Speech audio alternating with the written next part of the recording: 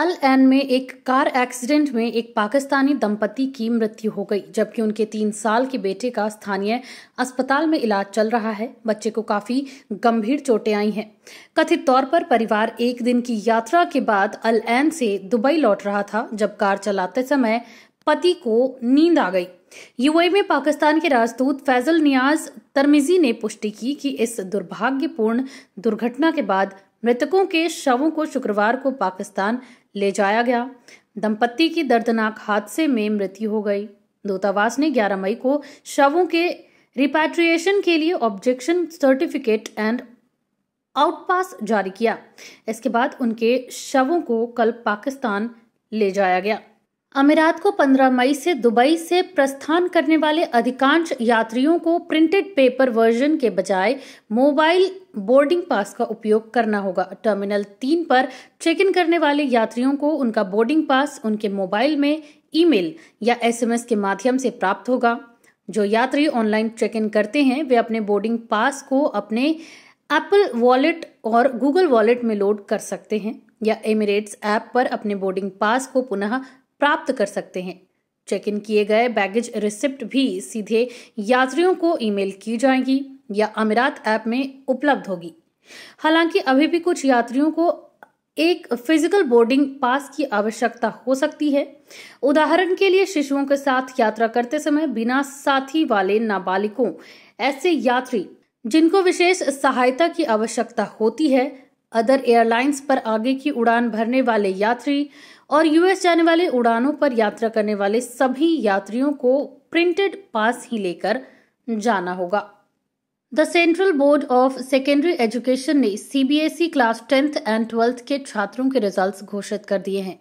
इस साल सीबीएसई कक्षा 10 बोर्ड परीक्षा में बैठने वाले कुल छात्रों में से 93.12% उत्तीर्ण हुए हैं, यानी कि पास हुए हैं। इस वर्ष कक्षा 10 के परिणामों में कुल उत्तीर्ण प्रतिशत 93.12% है, जो पिछले वर्ष के 94.40% से 1.28% कम है। वहीं सीबीएसई के करिकुलम के तहत पढ़ने वाले यूएई के छात्रों ने शुक्रवार को घोषित 12वीं कक्षा के स्टूडेंट्स ने भी शानदार प्रदर्शन किया है। James our own English high school ओओडी देश के सबसे पुराने सीबीएसई स्कूलों में से एक ने 100 के पास प्रतिशत के साथ स्कूल का औसत 85.2% दर्ज किया। संयुक्त अरब अमीरात में काम करने वाले भारतीय कामगार की मृत्यु के बाद उससे संबंधित एक दिल छू लेने वाला वीडियो सोशल मीडिया पर वायरल हो रहा है, जिसे लोग खूब प्यार दे रहे हैं। हैथम बिन साकर अल कासमी नामक यूएई नागरिक ने ट्विटर पर यह वीडियो शेयर किया। दरअसल वह भारतीय प्रवासी हैथम के घर पिछले 40 सालों से काम कर रहे थे और जब उनकी मृत्यु हुई तो उसके स्नेह में अपने वफादार और दयालु कर्मचारी के लिए हैथम ने एक भावुक पोस्ट लिखा है। उन्होंने वीडियो शेयर कर लिखा कि कर्मचारी पिछले 40 सालों से काम कर रहे हैं। वह वफादार और दयालु थे। उनकी उम्र हो चली थी, फिर भी वह काम करना चाहते थे। इलेक्ट्रिकल एक्सीडेंट में उनकी जान चली गई। भगवान उन पर दया करें। यूएई में आर्थिक परेशानी के कारण एक पर्यटक देश में ही फंस गया था, जिसके बाद शारजाह पुलिस ने उस व्यक्ति की मदद की जो यूएई में आर्थिक परेशानी के कारण फंसा हुआ था।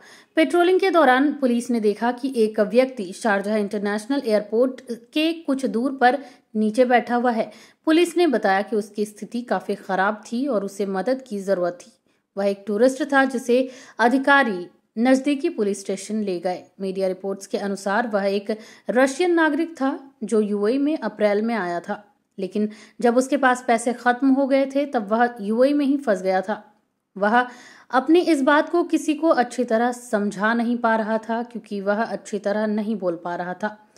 पुलिस ने उसके लिए होटल बुक किया और उसके जाने की व्यवस्था भी की। उस व्यक्ति ने पुलिस का धन्यवाद किया और कहा कि उसे यकीन नहीं हो रहा था कि ऐसा भी हो सकता है। उसके लिए यह बहुत बड़ी मदद थी। उसका मानना है कि ऐसा बहुत कम ही होता है। Ministry of industry and advanced technology ने green technology and climate action के क्षेत्र में इनोवेशन एंड एंटरप्रेन्योरशिप को सपोर्ट करने और बढ़ावा देने के लिए यूएई क्लाइमेट टेक फोरम में 3 सत्रों की मेजबानी की। देश के जलवायु तटस्थता लक्ष्यों में MOIAT के योगदान के हिस्से के रूप में सत्र COP28 से पहले आयोजित किए गए थे। 3 सत्र यूएई के investment, innovation, technology and entrepreneurship ecosystem पर केंद्रित हैं, जो COP28 का एक प्रमुख स्तंभ है, जो नवंबर में एक्सपो दुबई में होने वाला है। सोशल मीडिया प्लेटफॉर्म ट्विटर को नया CEO मिल गया है। कंपनी के वर्तमान CEO और मालिक एलन मस्क ने गुरुवार देर रात बताया कि उन्होंने एक महिला को कंपनी का नया CEO चुना है। वे अगले 6 हफ्तों में कंपनी से जुड़ जाएंगी। ट्विटर के एग्जीक्यूटिव चेयरमैन और चीफ टेक्नोलॉजी ऑफिसर होंगे। वो लंबे समय से ट्विटर के लिए नए CEO की तलाश में थे। मस्क ने नई CEO के नाम की घोषणा नहीं की है।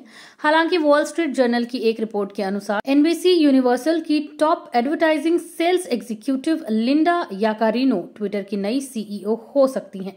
याकारिनो ने पिछले महीने मायामी में एक एडवर्टाइजिंग कॉन्फ्रेंस में मस्क का इंटरव्यू लिया था। कॉन्फ्रेंस में याकारिनो ने मस्क के वर्क एथिक्स की तारीफ भी की थी।